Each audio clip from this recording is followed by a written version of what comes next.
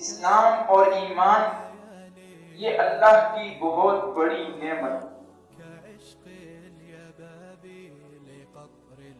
اسلام صرف عبادات تک ہی محدود نہیں بلکہ اسلام ایک مکمل ضابطہ حیات ہے، ایک مکمل زندگی کو بنانے کا نام ہے.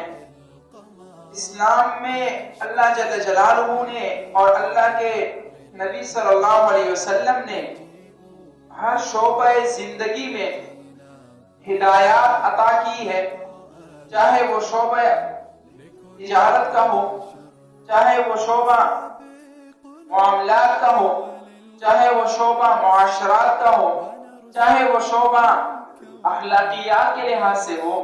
ہر شعبے میں اسلام نے اور ایمان مسلمانوں کی اللہ جل جلالہ نے مکمل ہدایت اور رہنمائی فرمائی. ایمان 5 چیزوں کا نام ہے. نمبر 1، انسان کا عقیدہ درست ہونا چاہیے. عقیدہ ٹھیک نہیں تو آدمی مومن نہیں ہو سکتا، چاہے وہ کتنا ہی اچھے اخلاق کا مالک کیوں نہ ہو. نمبر 2، اس کی عبادات سنت کے مطابق ہو. نمبر 3، اس کا رہن سہن معاشرت وہ مسلمانوں والی ہو. اور نمبر 4، اس کی اخلاقیات ٹھیک ہو. نمبر 5، اس کے معاملات ٹھیک ہیں.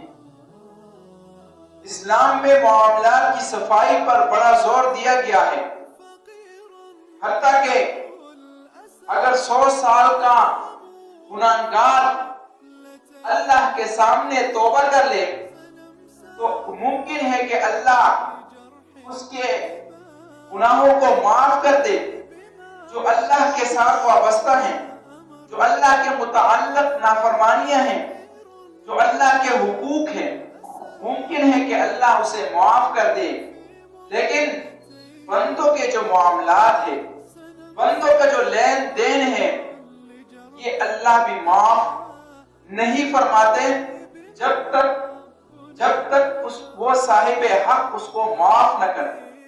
اور اس بات کو سمجھنے کی بہت ضرورت ہے. ہم اپنی نمازوں پہ بڑی زور لگاتے ہیں، پہلے صف کے نمازی ہوتے ہیں، تکبیر اولیٰ کے نمازی، لیکن معاملات میں بالکل زیرو ہے. معاملات میں بالکل زیرو ہے. ہماری معاشرت ٹھیک نہیں ہے. تو آج میں انشاءاللہ وہ حدیث بیان کروں گا جن کا تعلق ہمارے معاشرے کے ساتھ ہے، تاکہ ہمیں پتہ چلے کہ اسلام صرف عبادات تک محدود نہیں بلکہ اسلام ایک مکمل ضابطہ حیات ہے. ہر شعبے زندگی میں اس نے رہنمائی کی ہے کہ تم نے اگر رہنا ہے گھر میں تو کس طرح رہنا ہے، پڑوسیوں کے ساتھ کیسے برتاؤ کرنا ہے. ہر شعبہ زندگی میں اسلام نے ہمیں ہدایت کی. پہلی حدیث، قال رسول اللہ صلی اللہ علیہ وسلم لا يرحم اللہ من لا يرحم الناس. جو شخص انسانوں پہ رحم نہیں کرتا، انسانوں کے ساتھ مہربانی والا برتاؤ نہیں کرتا، ایک مسلمان دوسرے مسلمان پر سختی کے ساتھ اس کے ساتھ پیش آتا ہے، ہر معاملے میں اس پہ سختی کرتا ہے، تو حدیث پاک میں آپ علیہ السلام نے فرمایا اللہ ایسے شخص پر رحم نہیں کھاتا. اللہ ایسے شخص پر رحم نہیں کرتا جو اپنے ماتحتوں کے ساتھ رحم والا معاملہ نہیں کرتا. ایک اگلی حدیث میں عائشہ فرماتی ہے جاء اعرابی الی النبی صلی اللہ علیہ وسلم، ایک دیہاتی نبی علیہ السلام کی خدمت میں آیا. فقال اتقبلون الصبیان، جب وہ دیہاتی آپ علیہ السلام کے پاس پہنچا، آپ علیہ السلام بچوں پر رحم فرما رہے تھے، بچوں کے ساتھ کھیل ہنسی مذاق فرما رہے تھے، ان کے ساتھ کھیل رہے تھے. تو وہ دیہاتی کو یہ بات بڑی عجیب لگی. دیہاتی نے سوال کیا یا رسول اللہ صلی اللہ علیہ وسلم آپ بچوں کا بھی بوسہ لیتے ہیں؟ فما نقبلهم، میرے تو 10 بچے ہیں، ابھی تک میں نے کسی بچے کا بوسہ نہیں لیا. تو آپ علیہ السلام نے ارشاد فرمایا او املک لک ان نزع اللہ من قلبک الرحمہ، اگر اللہ نے تیرے دل سے رحم دلی کو چھین لیا ہے، ہٹا لیا ہے، تو میں تیرے لیے کیا کر سکتا ہوں؟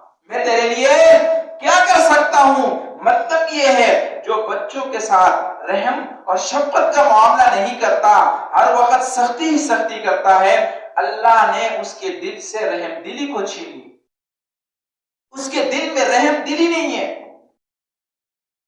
اگلی حدیث میں آپ علیہ السلام نے فرمایا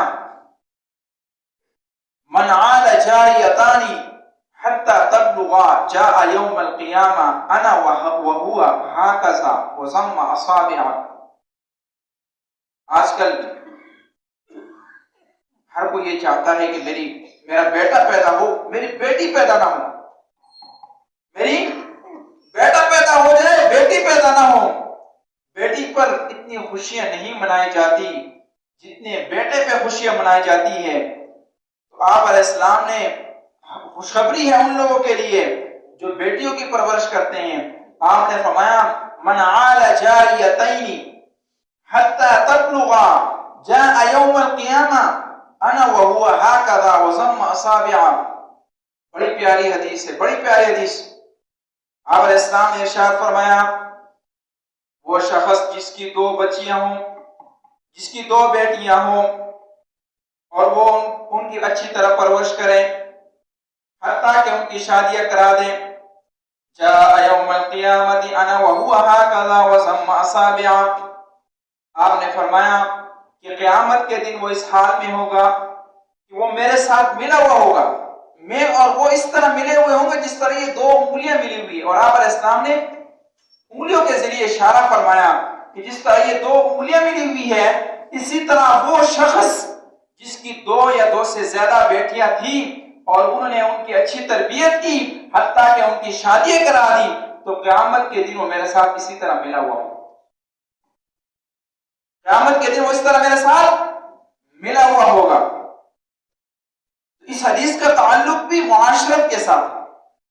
معاشرت کے ساتھ کیسے ہیں کہ ہمارے معاشرے میں بچیوں کو اچھا نہیں سمجھا جاتا، بچیوں کو اچھا نہیں سمجھا جاتا. بچی پیدا ہو جائے اس پہ اتنی خوشی نہیں منائی جاتی جتنے بیٹے پر. ڈاکٹروں سے پوچھا جاتا ہے ڈاکٹر صاحب بتائیں بچہ ہے یا بچی ہے، بچہ ہے یا، اگر ڈاکٹر کہہ دے کہ بچہ ہے تو اس کو 1000 روپے کا نوٹ بھی پکڑا دیں گے خوشخبری کے طور پر. لیکن بیٹی پر اس طرح نہیں ہے. اور خوشخبری حدیث میں خوشخبری کس پر ہے؟ بیٹے پر ہے یا بیٹی پر ہے؟ بیٹی پر. بیٹی کی پرورش کی وہ قیامت کے دن حضور علیہ السلام کے ساتھ ملا ہوا ہو. معاشرت کے متعلق ایک اور حدیث میں آپ علیہ السلام نے ارشاد فرمایا الساعی علی الارملۃ والمسکین کالساعی فی سبیل اللہ اللہ اکبر کبیرہ. آپ علیہ السلام نے ارشاد فرمایا وہ شخص جو بیوہ کے لیے کوشش کرتا ہے، کما کر دیتا ہے، اسی طرح غریب کو کما کے دیتا ہے، اس کے ساتھ تعاون کرتا ہے، اس کی مثال اس شخص کی سی ہے جو دن میں اللہ کے راستے میں جہاد میں ہو اور رات کو مصلے پر ہو، پوری رات اللہ کے سامنے عبادت پہ گزارے. وہ شخص جو بیوہ کے ساتھ تعاون کرے، جو مسکینوں کے ساتھ تعاون کرے، اس کی مثال اس مجاہد کی سی ہے جو دن میں اللہ کے سامنے جہاد فی سبیل اللہ میں گزارے اور رات اللہ کے سامنے مصلے پہ گزارے. رات اللہ کے سامنے. ہم نے تو اپنے دین کو نمازوں تک محدود کر لیا، بس نماز پڑھ لیا، روزے رکھ لیے، اللہ اللہ خیر سر. یہ آج میں وہی حدیث آپ کو سناؤں گا جن کا تعلق معاشرے کے ساتھ ہے. ایک دوسرے کے ساتھ تعاون کرنا. فلاحی معاشرہ کیسے وجود میں آئے گا؟ جب ہم ایک دوسرے کی خیر خواہی سوچیں گے، نفسا نفسی نہیں سوچیں گے کہ ہر ایک بس جمع کرتا جا رہا ہے، جمع کرتا جا رہا ہے۔ ایک مسلمان کو اگر قرض کی ضرورت ہے تو اس کو قرض بھی نہ دو، ایک مسلمان کو اگر تعاون کی ضرورت ہے تو اس کو تعاون بھی نہ کرو۔ تو ایسا شخص دنیا میں تو ہو سکتا ہے کہ لوگوں کی نظروں میں جی حضور بن جائے، لیکن اللہ کے ہاں اللہ کے نزدیک اس کی حیثیت مچھر کے پر کے برابر بھی نہیں ہے۔ اللہ کے ہاں اس کی حیثیت مچھر کے پر کے برابر بھی نہیں ہے۔ ایک حدیث میں آپ علیہ السلام نے ارشاد فرمایا انا وکافل الیتیم لہ ولغیرہ فی الجنہ، میں اور یتیم کی پرورش کرنے والا جنت میں اس طرح ملے ہوئے ہوں گے جس طرح کی یہ دو انگلیاں ملی ہوئی ہیں۔ یتیم سے آج کل اور کچھ تنگ ہوتا ہے، جب تک باپ موجود ہے ٹھیک ہے، بچہ یتیم ہو گیا وہ بوجھ سمجھا جاتا ہے، یہ ہمارے لیے بوجھ۔ معاشرے میں ایسے ہوتا ہی نہیں ہوتا، بولیں ہوتا ہی معاشرے میں یتیم کے ساتھ اجنبیوں والا سلوک کیا جاتا ہے۔ ایک حدیث میں نبی کریم صلی اللہ علیہ وسلم نے ارشاد فرمایا کہ مسلمانوں کی مثال، کامیاب مسلمان کون ہے؟ کامیاب مسلمان وہ ہے جو دوسرے مسلمان کے ساتھ ایسا رہے جس طرح کہ ایک جسم ہوتا ہے۔ اگر دوسرے مسلمان کو تکلیف پہنچے تو اسے بھی تکلیف ہو، دوسرے مسلمان کو کوئی مشکل آئے تو اس پر بھی وہ یہ سمجھے کہ میں نے اوپر مشکل آئی ہے۔ اس طرح ایک جسم ہوتا ہے، جسم میں اگر سر پہ درد ہو تو پورے جسم میں تکلیف ہوتی ہے، ہاتھ میں درد ہو تو پورے جسم میں، بولے نا۔ تو ایک مسلمان کا کامیاب معاشرہ ایسا ہوتا ہے، ان کی مثال ایک جسم کی طرح ہوتی ہے کہ جس طرح جسم میں کہیں بھی اگر تکلیف ہو تو پورے جسم میں تکلیف ہوتی ہے، اسی طرح کامیاب مسلمان معاشرہ وہ ہے جہاں پر سارے ایک دوسرے کے درد کو سمجھ سکیں، ایک دوسرے کی ضروریات کو سمجھ سکیں، ایک دوسرے کی تکلیفوں کو سمجھ سکیں۔ یہ نہیں ہے کہ بس اگر رشتہ دار ہے تو ٹھیک ہے اس کے ساتھ تعاون ہوگا، سب کچھ ہوگا، کوئی اجنبی ہے بے شک وہ مر رہا ہے اس کو ہر قسم کی ضرورت ہے لیکن اس کے لیے کچھ بھی نہیں ہے۔ اگلی حدیث سنیے ذرا، آپ علیہ السلام نے ارشاد فرمایا المسلم اخو المسلم لا يظلمه ولا يسلمه ومن كان في حاجة اخيه كان الله في حاجته۔ آپ علیہ السلام نے مسلمان مسلمان کا بھائی ہے، مسلمان کا انما المؤمنون اخوہ، مسلمان کا بھائی ہے، لا یظلمہ، ایک مسلمان دوسرے مسلمان پہ ظلم نہیں کرتا، ولا یسلمہ، اور اس کو بے یار و مددگار بھی نہیں چھوڑتا، اس کو اگر ضرورت پڑتی ہے تو اس کے ساتھ کچھ نہ کچھ تعاون کرتا ہے، اور فرمایا ومن کان فی حاجت اخیہ کان اللہ فی حاجتہ، جو مسلمان اپنے مسلمان بھائی کی مدد کرے گا اس کی ضرورت کو پوری کرے گا، اللہ اس کی ضرورت کو پوری کرے گا۔ ومن فرج عن مسلم کربۃ فرج اللہ عنہ کربۃ من کربات یوم القیامہ، جو آدمی دنیا میں ایک مسلمان سے کسی تکلیف کو دور کر دے، اس کی ضرورت کو پوری کر دے، اللہ جل شانہ قیامت کے دن اس کی سختیوں کو اس سے ہٹا دے گا اور اس قیامت کے دن اس کی ضرورتوں کو پوری کرے گا۔ اگلا جملہ ومن ستر مسلما ستر اللہ یوم القیامہ، یہ کوئی فرضی قصے نہیں بیان ہو رہے، یہ حدیث بیان ہو رہی ہے، اس پہ توجہ سے۔ جو آدمی ایک مسلمان کی پردہ پوشی کرتا ہے اللہ قیامت کے دن اس کی پردہ پوشی فرمائے۔ جو آدمی ایک مسلمان کی، آج کل معاشرے میں کیا ہے، ایک دوسرے کے عیب دیں گے، کوئی عیب معلوم ہو جائے ہر مجلس میں اس کو بیان کریں اور اس میں مزہ محسوس کریں گے، گویا کہ ہم اتنے سنگدل ہو گئے ہیں کہ دوسروں کی شکست پہ ہمیں خوشی ہوتی ہے نہیں ہوتی، دوسروں کی شکست پہ ہمیں خوشی ہوتی ہے، دوسرے کی تکلیف سے ہم خوش ہوتے ہیں۔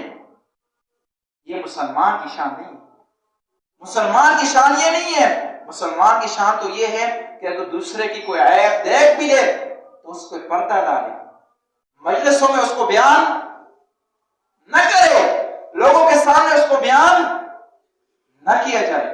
لیکن آج کل اس چیز کی کوتاہی ہے یا نہیں ہے؟ ہم صف اول کے نمازی ہوں گے صف اول کے نمازی ہوں گے،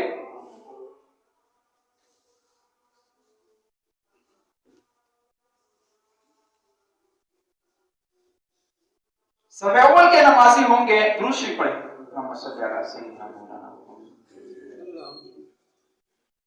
صف اول کے نمازی ہوں گے، لیکن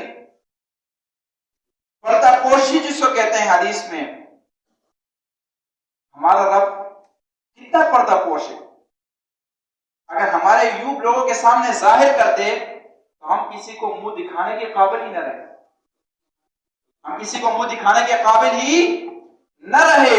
تو حدیث پاک میں فرمائے وَمَنْ سَتَرَ مُسْلِمًا سَتَرَهُ اللَّهُ يَوْمَ الْقِيَامَةِ، جو آدمی ایک مسلمان کی پردہ پوشی کرے گا، اس کے عیب کو چھپائے گا، اس کے عیب کو ظاہر نہیں کرے گا، اس کے عیب کو چھپائے گا، تو اللہ قیامت کے دن اس شخص کی پردہ پوشی فرمائے گا، اللہ قیامت کے دن اس شخص کی پردہ پوشی فرمائیں گے۔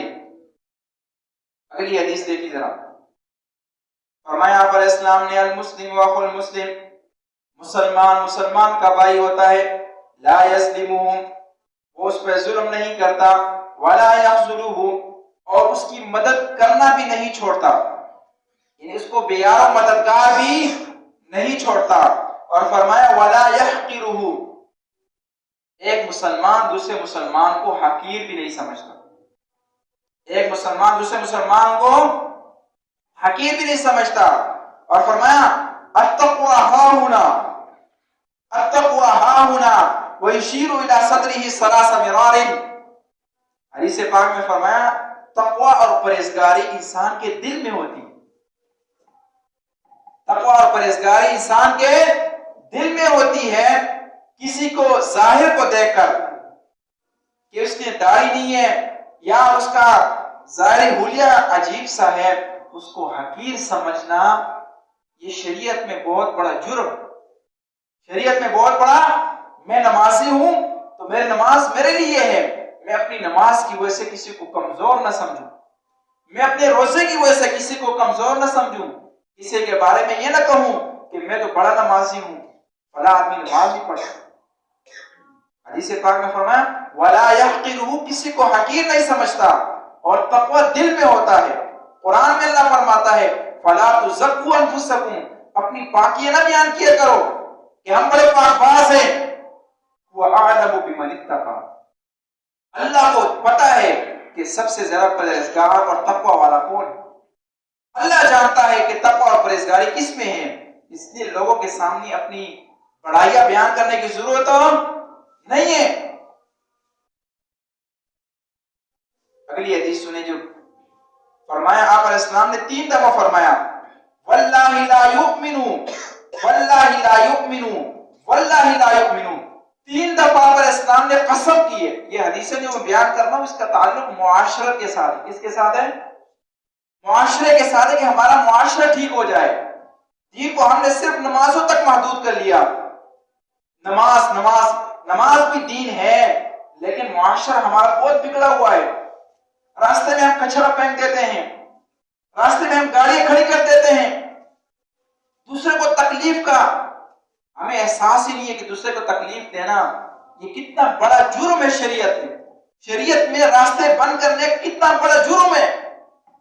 حدیث میں اس شخص پہ لعنت آئی ہے جو راستوں کو بند کرتا ہے یا راستوں کو تنگ کرتا ہے۔ یہ جرم، یہ خرابی ہمارے اندر موجود ہے یا نہیں ہے؟ گاڑی کھڑی کر دیں گے، راستے بند کر دیں گے، ٹیکس لگا دیں گے، راستے میں گند پھیلا دیں گے، اس کو کوئی گناہ سمجھتا ہی نہیں ہے، اس چیز کو کوئی گناہ، حالانکہ کتنا بڑا جرم ہے۔ فرمایا آپ علیہ السلام نے، اور آپ علیہ السلام نے اس شخص پر بھی لعنت کی ہے جو درخت کے نیچے پیشاب کرے، درخت کے نیچے پیشاب کرے، آپ علیہ السلام نے اس شخص پہ لعنت کی۔ کیوں لعنت کی ہے؟ اس لیے کہ درخت کے سایہ دار درخت جو ہوگا، کوئی ادھر بیٹھے گا، کوئی آرام کرے گا، تو جب پیشاب کرے گا کوئی بیٹھ سکے گا ادھر؟ نہیں بیٹھ سکے گا۔ فرمایا اللہ کی قسم وہ شخص مومن نہیں ہو سکتا، پھر فرمایا اللہ کی قسم وہ شخص مومن نہیں ہو سکتا، پھر فرمایا اللہ کی قسم وہ شخص مومن نہیں ہو سکتا، 3 دفعہ فرمایا اللہ کی قسم وہ شخص مومن نہیں ہو سکتا۔ صحابہ بڑے حیران. صحابہ نے عرض کیا من یا رسول اللہ, یا رسول اللہ کون ایسا شخص کون ہے جس کے بارے میں آپ 3 دفعہ قسمیں کھا رہے ہیں کہ وہ مومن نہیں ہو سکتا؟ تو آپ علیہ السلام نے فرمایا الذی لا یؤمن جارہ بوائقا, وہ شخص مومن نہیں ہو سکتا جس کا پڑوسی اس کے شر سے محفوظ نہ ہو, جس کا پڑوسی اس کے شر سے محفوظ نہ ہو. علماء کہتے ہیں پڑوس کا تعلق 40 گھروں تک ہوتا ہے. پڑوسی کا تعلق کتنے تک ہوتا ہے؟ 40 گھروں تک. تو جس کا پڑوسی اس کے شر سے محفوظ نہ ہو. اب پڑوس صرف یہ نہیں ہے کہ گھر میں پڑوسی ہوتا ہے. آپ گاڑی میں جا رہے ہیں, سفر کر رہے ہیں, تو آپ کا جو سیٹ والا ہے وہ بھی آپ کا پڑوسی ہے. کہیں آپ مجلس میں بیٹھے ہوئے ہیں, آپ کا ساتھ والا وہ بھی آپ کا پڑوسی ہے, اگرچہ عارضی پڑوسی ہے, تو اس کے بھی حق ہے, اس کے بھی کیا ہے. بعض لوگ گاڑی میں سفر کرتے ہیں, سیٹ پہ اس طرح بیٹھ جائیں گے کہ ساتھ والا بیچارہ کہے گا میں کب. یہ حدیث, ان کا تعلق سب کا بہت سے احادیثیں ہیں. انشاءاللہ باقی جو احادیثیں رہ گئی ہیں ان کو اگلے جمعے میں بیان کیا جائے. یہ معاشرت کے ساتھ, یہ معاشرہ ہمارا ٹھیک ہوگا تب ہم کامل مسلمان بنیں گے, ورنہ ہم ناقص مسلمان ہیں. صرف نماز بے شک 2 گھنٹے کی لمبی کیوں نہ کریں, روزہ 2 کیوں نہ ہو, لیکن اگر ہمارا معاشرہ ٹھیک نہیں ہے, ہم خود ٹھیک, اور معاشرہ کس طرح ٹھیک ہوگا؟ ہم خود ٹھیک ہو جائیں گے. ہم پڑوسیوں کے ساتھ اچھا برتاؤ کریں, راستوں کو تنگ نہ کریں, راستوں میں گندگی نہ پھیلائیں. ہم یورپ کی تو بڑی مثالیں دیتے ہیں, لیکن اسلام کو نہیں دیکھتے کہ اسلام نے ہدایہ نامی ایک کتاب ہے فقہ کی, اس میں صرف پہلی جلد عبادت کے متعلق ہے, باقی 3 جلدیں ہیں, 3 جلدیں وہ معاشرت کے متعلق ہے. تو اللہ سے دعا ہے کہ اللہ میں اپنے معاشرت کو ٹھیک کرنے کی توفیق عطا فرمائے.